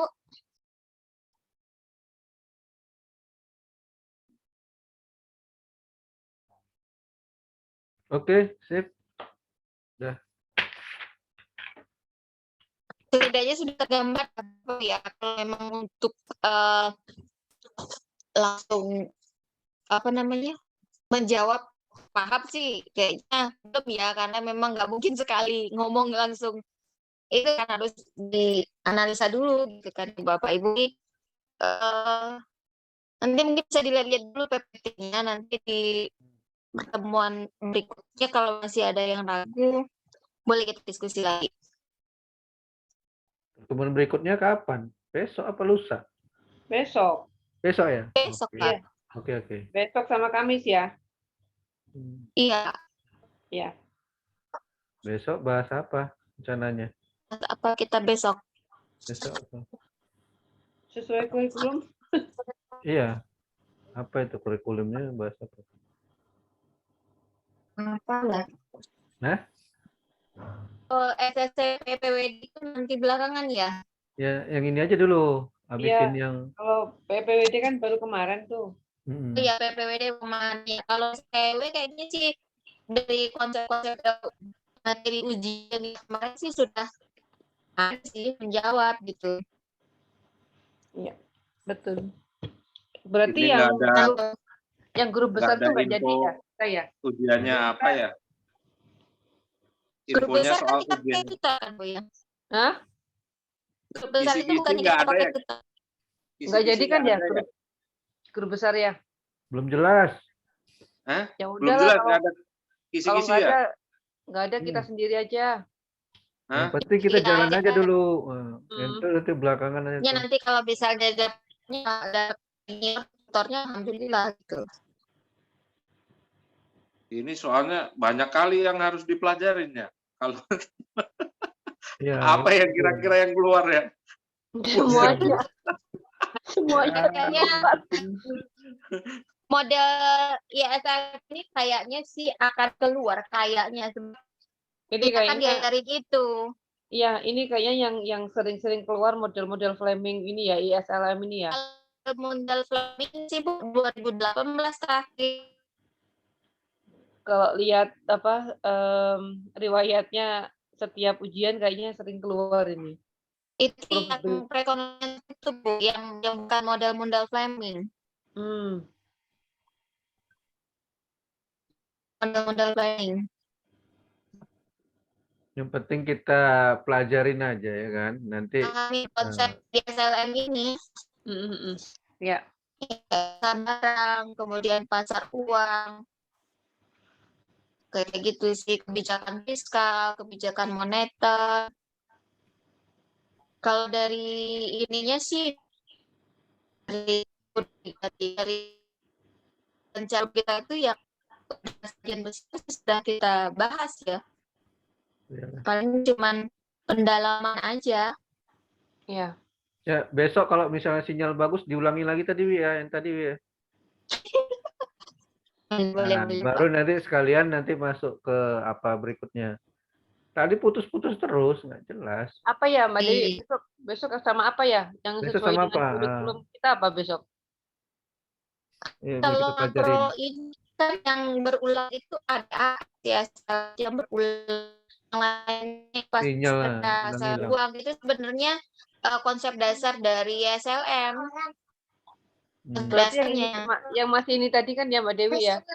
Ya, Mas, ini ya artinya ADAS ISLM ini udah di ujungnya, Bu, gitu.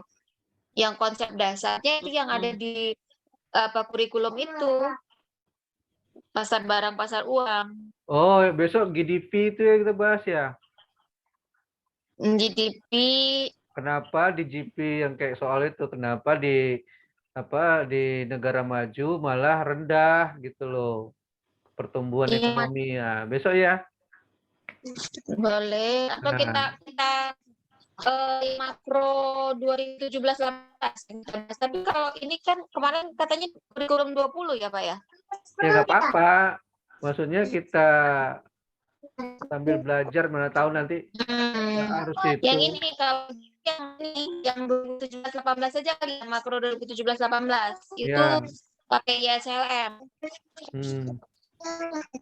Besok ada GDP ini ya. kemudian ada itu Golden Rule of Capital ini pertumbuhan endogen ini materinya Prof. Hermanto. Ya, besok ya. Insya Allah, Pak. Oke. Buka lagi. Iya. Iya. Sama ulangi dikit yang tadi di. Jangan bosan-bosan ya kalau kita tanyain ya. Maklum nggak ngerti. Enggak bosan. Dia canggih si Dewi itu aja diulang-ulang kali ya. Iya. Air ngomong ya. Frekuensi munculnya pertanyaan itu di situ ISLM itu. Iya, salam ya, karena udah lihat soal, baru lihat-lihat soal sih, Bu. Mm-mm. Nggak Makanya lihat lihat, soal. kayaknya beberapa tahun sering keluar itu ya. Iya, SLM sama ADAS. Jadi konsep ini sih kayaknya, jadi makanya diawali kemarin dari konsep supaya ketika konsepnya paham, aplikasinya gampang dulu, Bu. Ya, ya, ya. Penting kan konsepnya, jadi kita tahu nih, oh ini arahnya kemana. Ketika terjadi perubahan ada atau adanya shock nanti, ini nanti yang menggeser apa ya gitu. Mm-mm. Itu sebenarnya konsep dulu, duduk udah paham konsepnya, aplikasinya udah gampang. Oke, oke. Oke, sip. Masih ingat nggak Bu Balkis IS apa tuh? Pokoknya diulang-ulang lagi nanti Rekamannya kan ada. Mbak. Iya. Kita tuh lebih mudah mengingat-ingat melihat rekamannya daripada baca ngapalin. Nggak hafal. Aku ingatnya LM doang, LM logam mulia uang ya. Iya, gampangnya gitu. Liquidity of money, liquid. Iya, uang. Iya, IS gampang. apa Bu Dewi? Lupa saya Bu. IS lupa Dewi kepanjangannya apa yang Investasi. jelas. Hah? Apa Saving bukan Kak? Investment saving bukan? investment saving Investment ya? saving. Iya, investment saving. Itu Itu yang pasar sering, barang. yang sering kita tanya-tanyakan investasi itu. Oh, investment saving ya. Saving. Ya, liquidity of money. Saving yang digunakan untuk investasi gitu maksudnya ya? Ya gitu Pak. Jadi asumsinya investasi sama dengan saving. Oh, waduh. Gitu sih. Itu kalau kita Baru cerita itu paham. tuh panjang lagi kajian-kajiannya ke belakang konsepnya. Iya, pokoknya Kenapa ingat aja sampai bahwa itu investasi. pokoknya IS itu ada konsumsi, ada investasi dan ada belanja. Investment. Ya. Dari tadi ISLM, IS-nya nggak tahu. Baru tahu. Konsumsi, investasi, dan belanja pemerintah dalam perekonomian tertutup. Kalau perekonomian terbuka tambah net ekspor. Itulah IS. Ya. LM pasar uang berarti money demand sama dengan money supply. Siap. Liquid money itu di pasar terbuka sama tertutup sama? Kurvanya beda, Bu. Kalau di tertutup, LM-nya slope-nya positif. Dia naik dari kiri bawah ke kanan atas. Kalau di terbuka, dia vertikal. Karena asumsinya bahwa suku bunga domestik sama dengan suku bunga asing. Jadi R sama berubah. dengan R bintang tadi. Iya. Kemudian yang kita gunakan di sini adalah nilai tukar nominal E. Nilai tukar. Jadi bentuknya vertikal ke atas, berapapun nilai tukarnya, jumlah uang beredarnya atau LM-nya ya segitu gitu.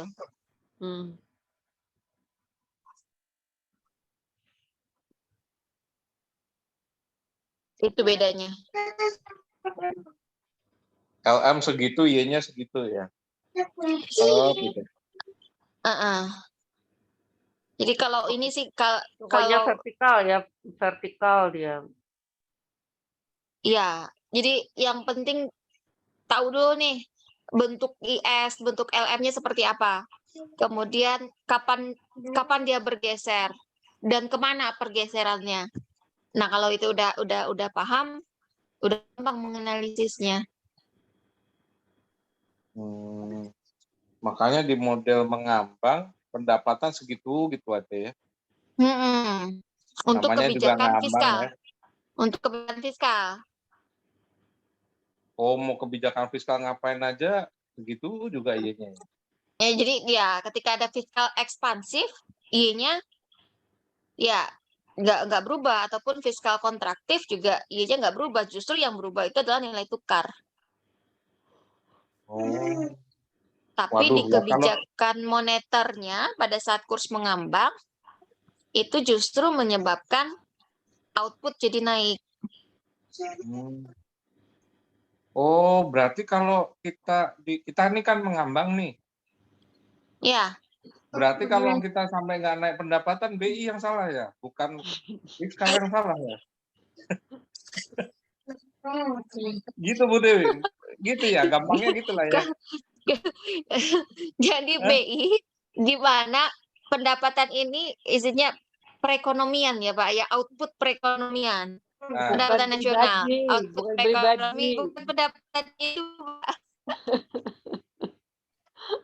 Jadi output Paling perekonomian gitu. Jadi ketika jadi bagaimana Bank Indonesia lewat kebijakannya mampu mendorong pertumbuhan ekonomi. Itu Pak. iya kan, karena kita mengambang tadi kan. Iya, kalau mengambang berarti moneter itu fungsi BI tadi kan. Kebijakan ekspansinya mampu mendorong naiknya pendapatan di kurs mengambang. Tapi di kurs tetap enggak, yang mampu menaikkan pendapatan adalah kebijakan fiskal. Oke, berarti kalau kurs tetap Sri Mulyani yang banyak main harusnya kan. Kalau kurs mengambang Ferry Warjio itu ya. Iya. Oh, berarti kalau pendapatan kita nggak naik, tuh Pak Faisal kalau rapat undang BI Pak Faisal. Jangan undang ini. BI Jangan independen nggak mau diundang dia. Iya, dia independen, Pak. Beda. Bisa di-setel. Nah, independen kalau kita nggak naik-naik pendapatan, gimana? Nggak bisa Masa kita dia atur dia. Dia berdiri Oh. sendiri.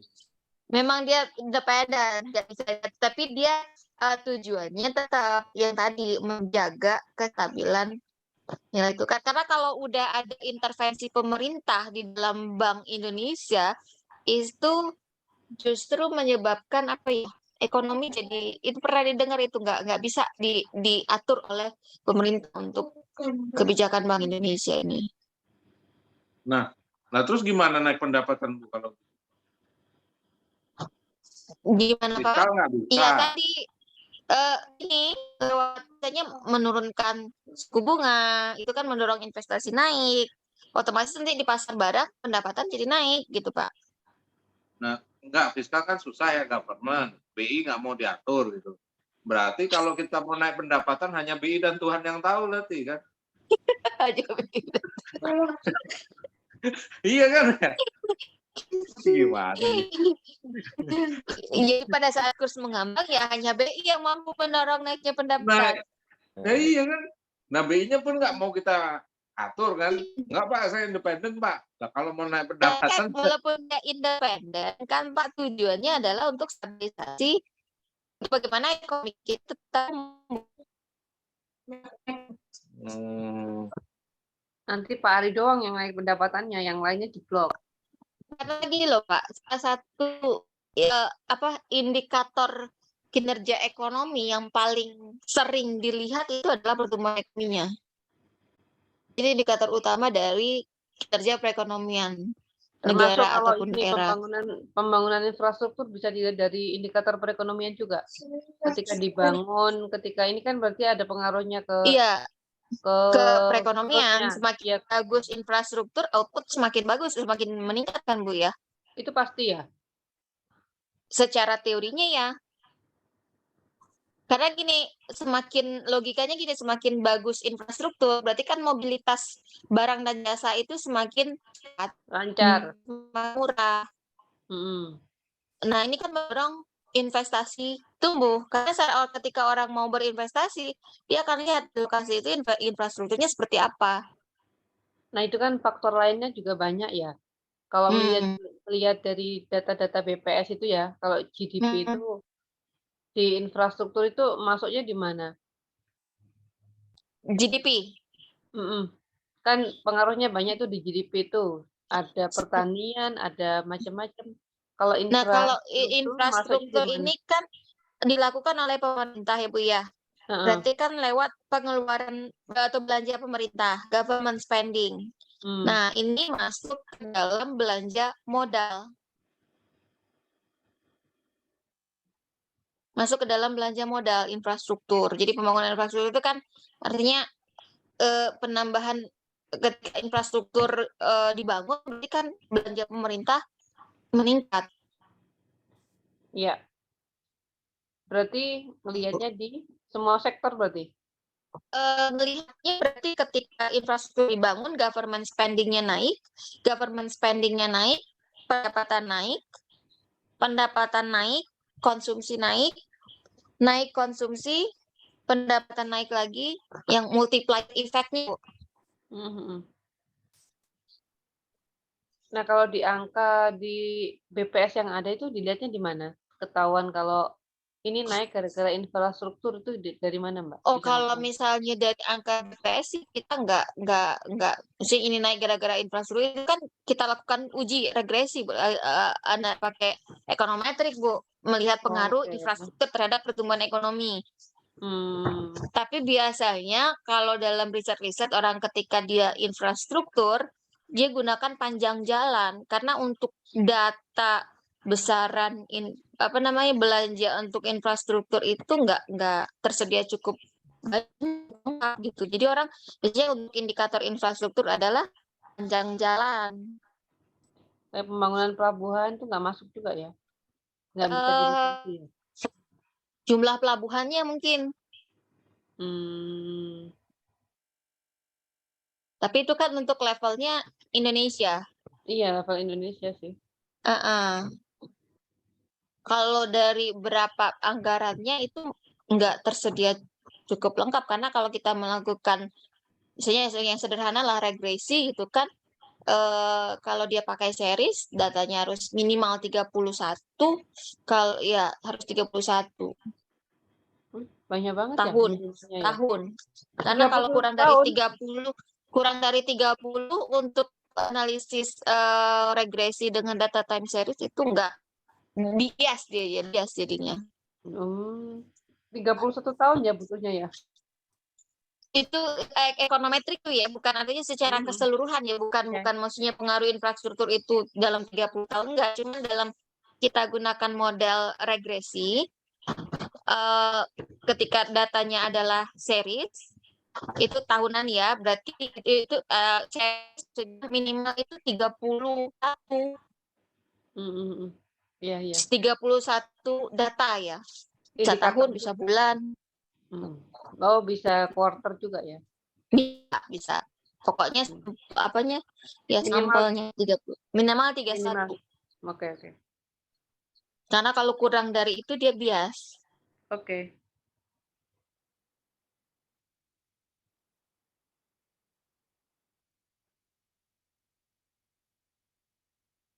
Oke, Bapak Ibu gimana? Sip. Makasih. Makasih Bu Dewi, Kita udah lanjut di soal. lumayan ini full kalah. Lumayan apanya, berasap Pak? gitu, Pak. Lumayan berasap. Lumayan berasap. Ekspansi fiskal naikin Banyak output. loh. Iya kan, fiskal naikin output. BI pakai kurva bilangnya moneter yang bisa naikin output kan. Agak puyeng kan Di nanti mengambang, di kurs mengambang. Nah, nanti harus nantar malam dulu kali ya ketemu kali jawabannya. Yang penting tadi gitu loh, Pak. Konsepnya Bapak bisa menggambarkan model ISLM-nya. Oke, siap. Nah, terus komponennya apa saja, kapan dia bergeser dan kemana dia bergeser. Oke, Bu. Nah, jadi nanti dilihat, jadi kita menganalisisnya lihat keseimbangan terakhirnya di mana, perpotongan terakhirnya di mana, bagaimana outputnya, bagaimana nilai tukarnya kalau untuk perekonomian juga. Itu. Simpelnya Oke, sih oke. seperti itu, cuman Kita percaya itu aja dulu kali ya, Bu ya. Udah lah. Jadi harus pengertian yang ISLM dulu deh sampai ngerti.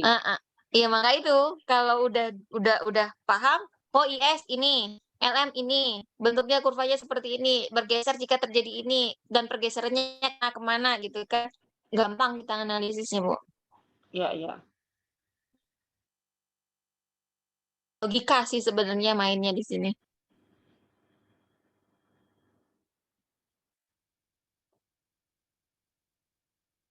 Oke.